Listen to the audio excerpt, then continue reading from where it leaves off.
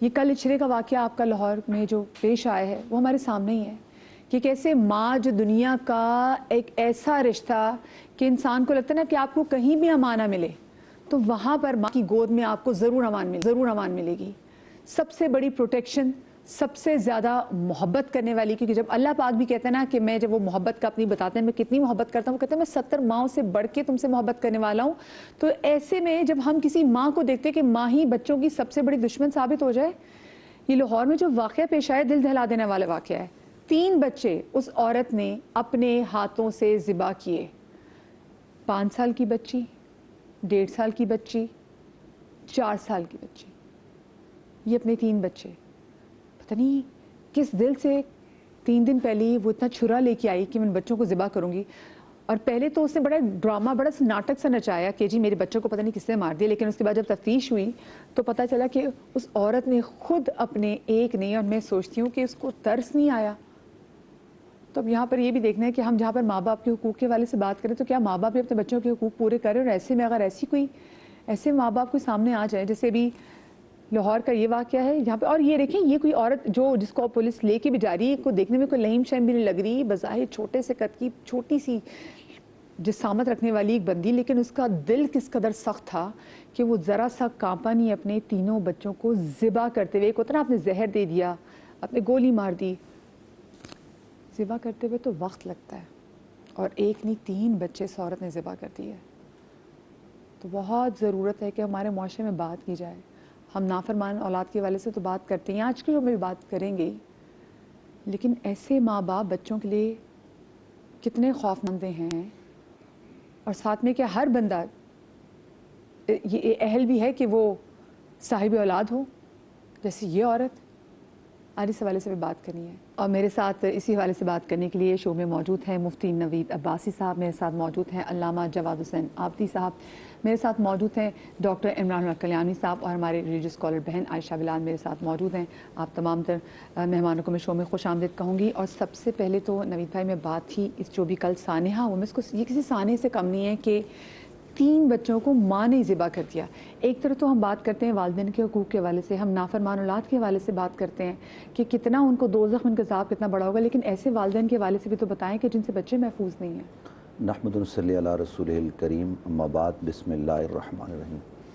اسلام ایک مکمل ضابطۂ حیات ہے. بے شک نبی علیہ السلام کی جو زندگی ہے اس کو ہمارے لیے اسوہ حسنہ قرار دیا گیا ہے.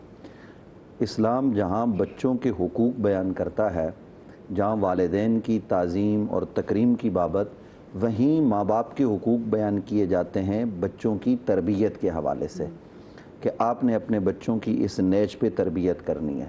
اصل میں مسئلہ یہ ہے کہ آج جو بچہ ہے کل وہ والد بننے والا ہے. بالکل.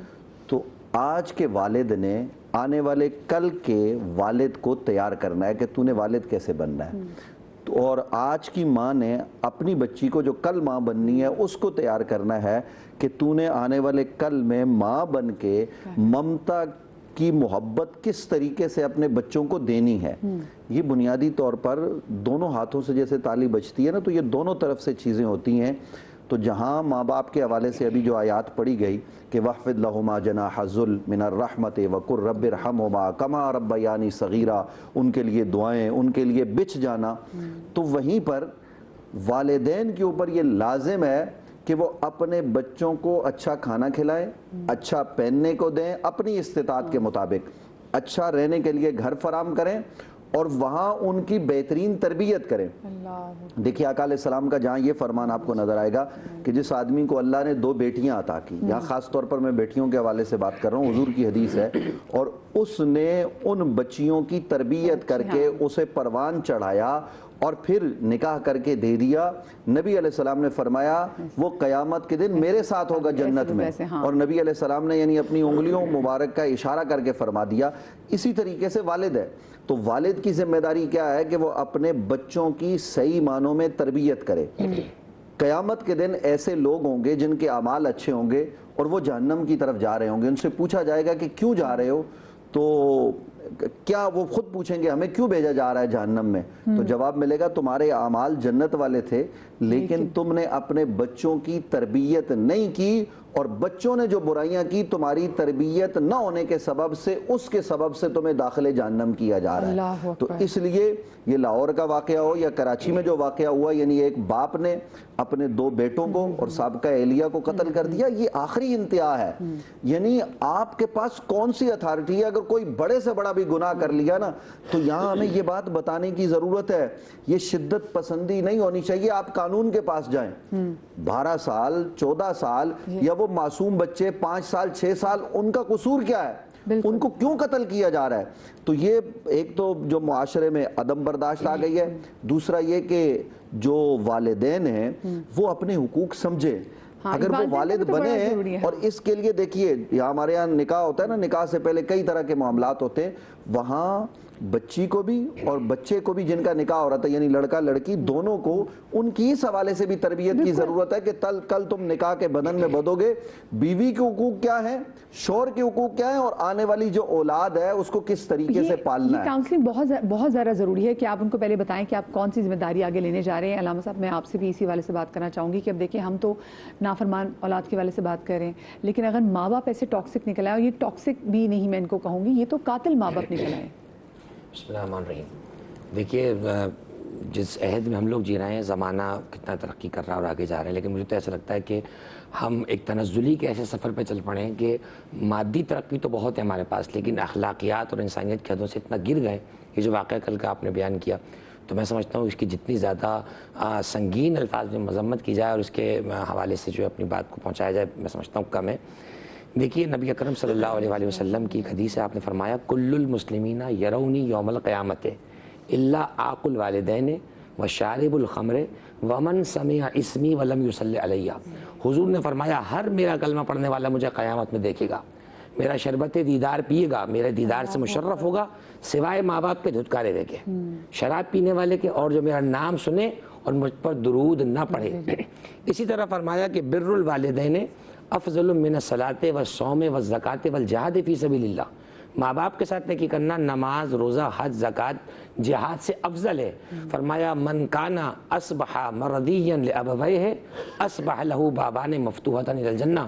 فرمایا جس نے اس عالم میں صبح کی، جس کے ماں باپ اس سے راضی تھے، وہ بے فکر ہو جائے، وہ اس عالم میں صبح کر رہا ہے کہ جنت کے 2 دروازے اس کے لیے کھلے ہوئے ہیں۔ تو میں یہ سمجھتا ہوں کہ ماں باپ کے لیے تو ایک حدیث میں ہے کہ ثلاث لم یجعل اللہ فیہن رخصۃ، 3 قسم کے لوگوں میں اللہ نے کوئی چھٹی نہیں دی ہے۔ فرمایا اداء الامانت الی البر او الفاجر، امانت اگر کافر نے بھی رکھوائی ہے واپس لوٹانی پڑے گی۔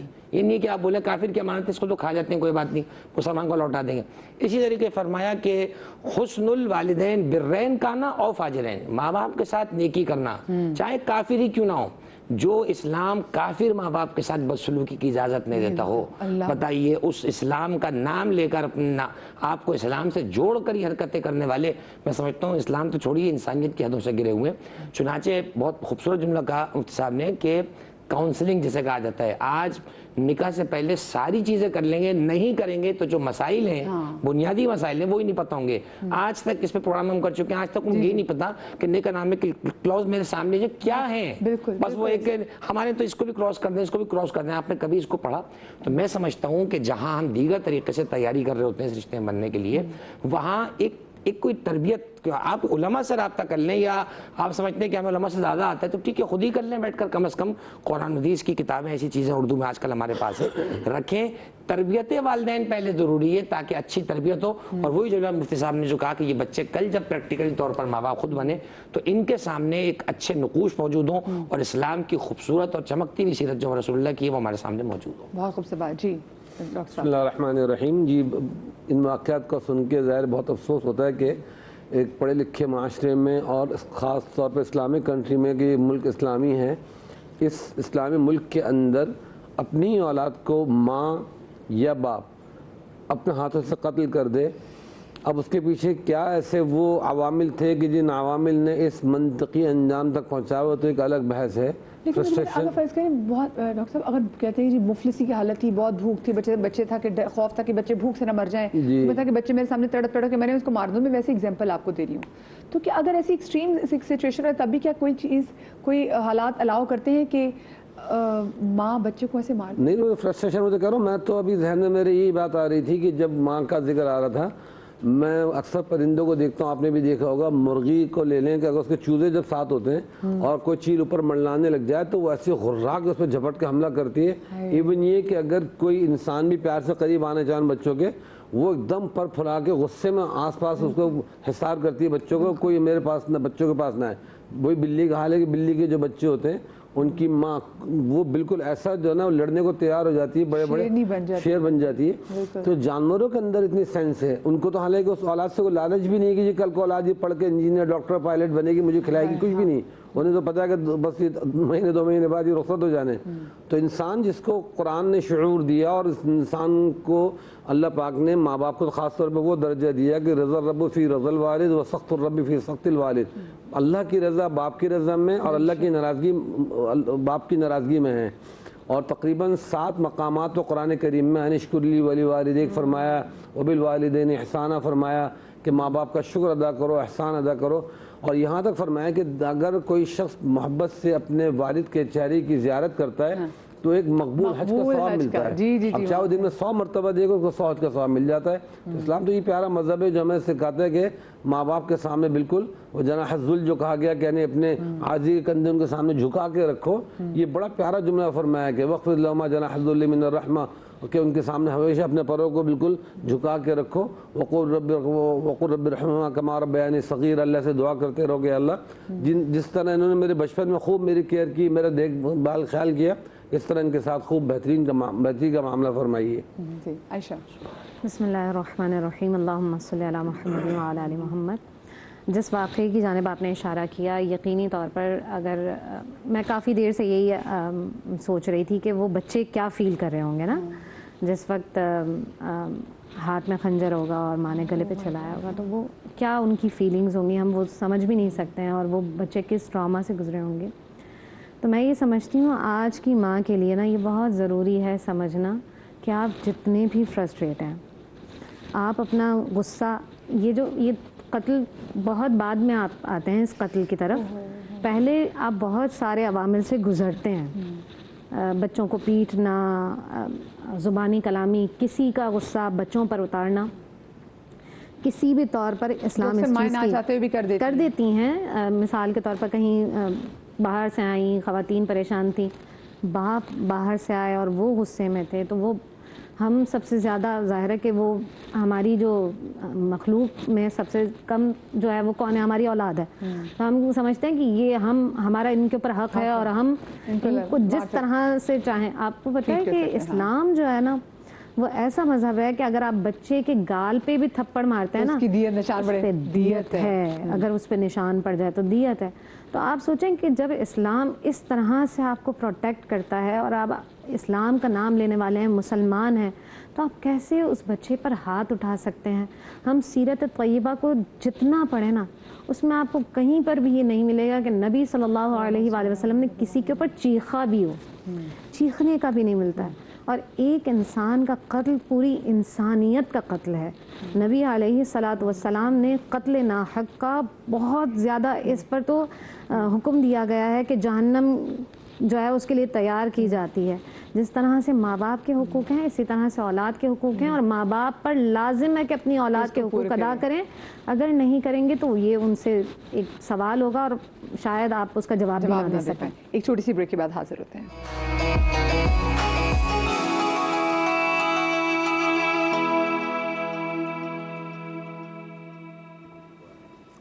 جی بسم اللہ الرحمن الرحیم. بریک کے بعد ہم آپ کو ایک بار پھر سے خوش آمدید کہتے ہیں, اور ہمارے ساتھ فاطمہ آنٹی یہاں پر موجود ہے. تو ہم فاطمہ آنٹی سے بھی جانیں گے کہ ان کے ساتھ زندگی میں ایسی کیا ان کے ساتھ پرابلم ہوئی کہ وہ جب سے یہاں آئیں بیٹھی ہیں تو اپنے آنسو صاف کر رہی تھیں.